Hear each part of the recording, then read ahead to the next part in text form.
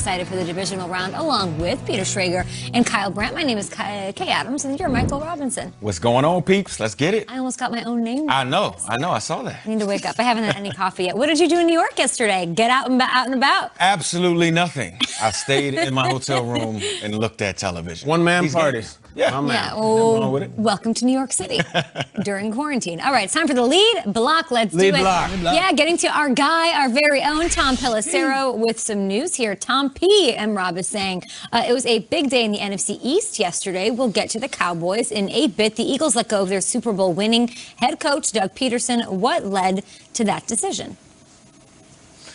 Okay, the Eagles fired Doug Pederson following a weeks-long evaluation by owner Jeffrey Lurie, who had met with a variety of different people within the building, also had met one-on-one with Doug Pederson to try to figure out, could they get aligned? Could they match up their vision for how they move forward? Not just in terms of some vacancies on the coaching staff, because Pederson was going to have to replace coordinators on both sides of the ball, but also what to do at the quarterback position. It all ends with Pederson fired less than 3 years after winning the Super Bowl. Here's part of what Lurie had to say.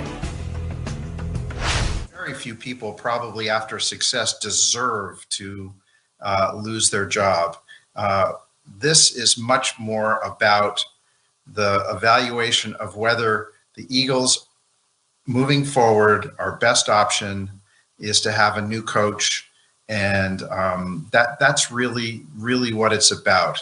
It's not about did Doug deserve to be let go? No, he did not deserve to be let go. That's not where I'm coming from, and that's not the bar in the evaluation process. Now, this certainly would seem to raise the chances that Carson Wentz returns as the quarterback for the Eagles in 2021. But Lurie said that is not the owner's decision to make. He also added that he feels that even though Wentz had a poor season, that his issues are fixable. Expect the Eagles to move swiftly in terms of starting their head coaching process beginning today. As for Doug Pederson, it would not be a surprise if he has some opportunities elsewhere. Not often that a Super Bowl winning coach becomes available a week after the season. One potential possibility would be with one of the former Eagles executives, Joe Douglas, who's now the GM of the New York Jets. Okay. Appreciate the info there, Tom. Good insight by you. There's, of course, the question of how attractive this position will be for a prospective coach. A lot of other teams, of course, also getting a head start on their search, respectively, after the end of the regular season. Tom, love you. Talk to you in a bit. Do not go anywhere.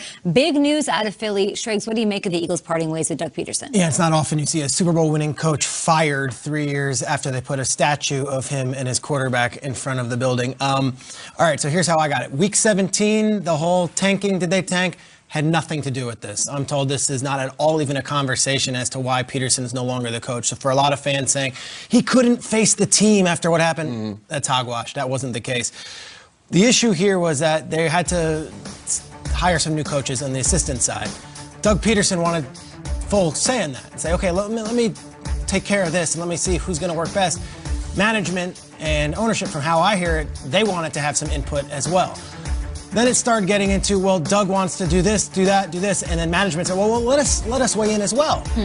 And then communication fizzled, and it got to a point where, what are we even doing here? If I can't hire my assistants, and if the management side is saying, if we can't even suggest some assistants and suggest a wider search, what are we doing? Is this relationship done?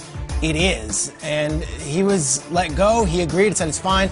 Tom P., great report there. I'm going to hear as someone on the other side of it, the Jets had no intention of Doug Pederson. They didn't anticipate Doug Pederson being available. So if there is a Joe Douglas, Doug Pederson, it would be very late in the game. The Jets are already well down the road on their interview process. So as much as everyone in New York wants to say, oh, Doug Pederson to the Jets, I would say there haven't been significant talks on that as of now.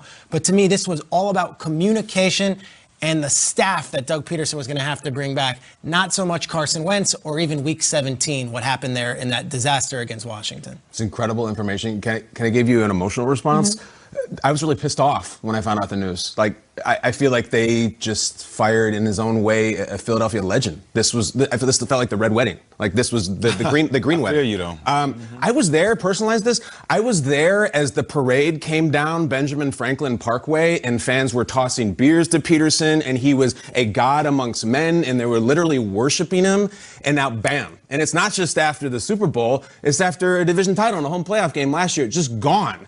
And can we just talk about for a second what is outside Lincoln Financial Field where the Philadelphia Eagles play? Can we take a look at this? It's crazy. No longer there. All right, so I know it's been a wild year for statues, but on the left you have a quarterback who was sitting on the bench during an 8-8 playoff team's three-point performance, and across from him is now a head coach who was just unceremoniously fired.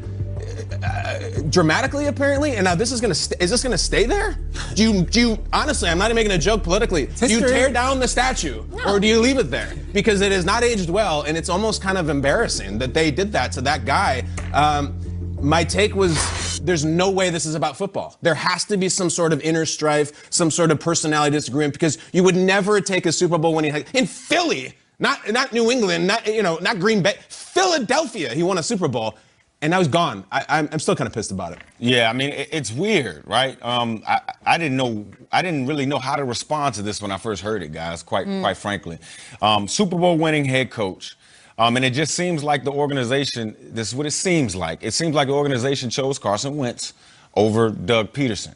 I don't know it. I don't have any information about that or anything like that, but that's just what it feels like.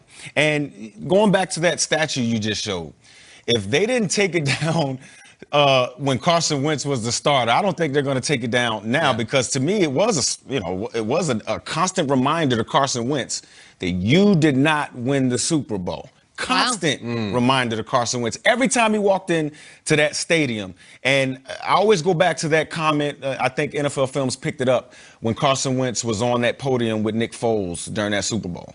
And I don't think he's ever recovered from that. He said something along the lines of, I can't wait till I'm the one up here, or something like that. Yeah. And to me, that stuck with me. You know what I mean? And to me, that's not a sign of a great leader. And I'm just being honest. He was one of the worst quarterbacks in football this year. Facts. And he still has his job. And the Super Bowl winning head coach and Nick Foles, who took this team through the playoffs to a Super Bowl, is no longer there. It's a sad day in Philly. Triggs, what does a Super Bowl buy you as a head coach? Because you look at Tom Coughlin, he eventually got fired. Thanks, man, Rob. You look at Mike McCarthy, he won a Super Bowl and he eventually got fired. It's soon after the Super Bowl, I'm still an emotional response from Kyle here, who he's not from Philadelphia, he's not an Eagles fan. What does a Super Bowl buy you as a coach? Yeah, it buys you at least a few years of a honeymoon phase of where this guy can do no wrong. I look at some of like Brian Billick, for example, won it in 2000. By 2008, he had signed a new contract extension, and they fired him and brought in John Harbaugh. I was like, that's 8 years though removed.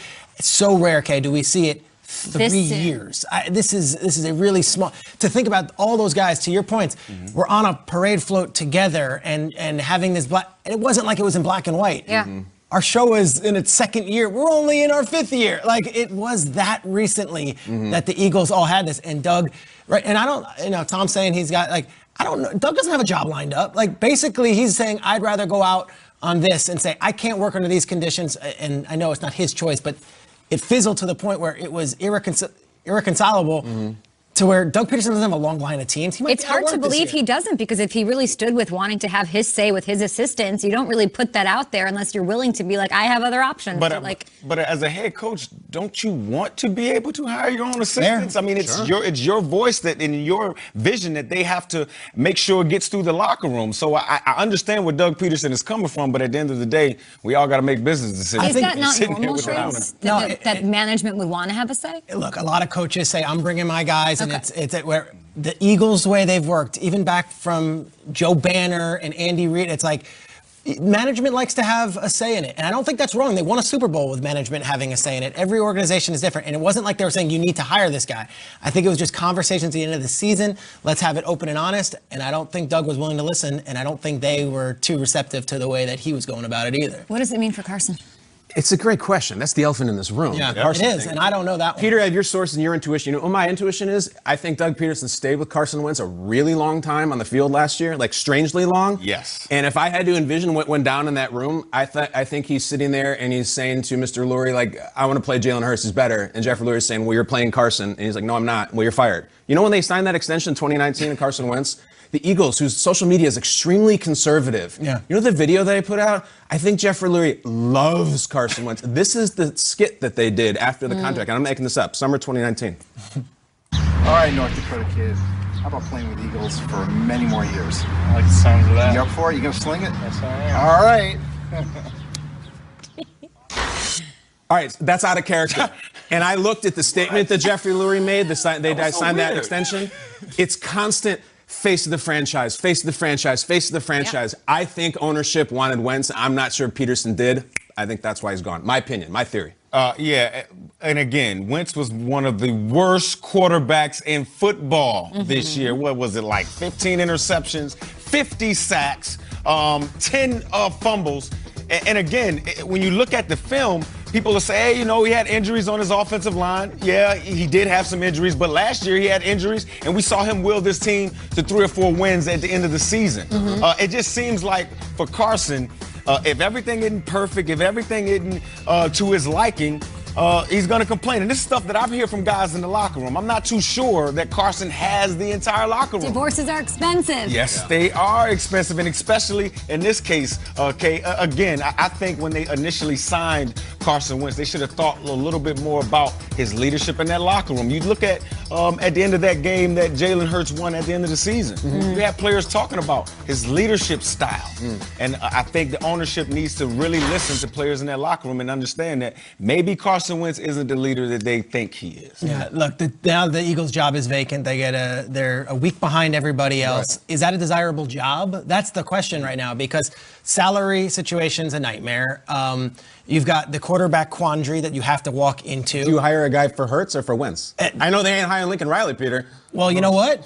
Why not? Let's bring in the best. He's a Jalen guy. Well, let's bring in the best and brightest minds. And let's see, I think they might go either big swing or they might just take it, hey, let's hire a coordinator and go from there. But I think it's fascinating because you're walking into a situation, and not to mention the fans and the media are great when you're winning, but it is a tough place to coach, and they are very critical. And if you're not about that life, that might not be the job you want when there's others in less demanding markets. So fascinating to see who they hire next. One thing about the Eagles, they always pay. Okay. The Eagles pay. They are not they're interesting. They pay their coaches, they pay their players, they take care. That is the interesting part about this. So maybe money talks on this one. They should find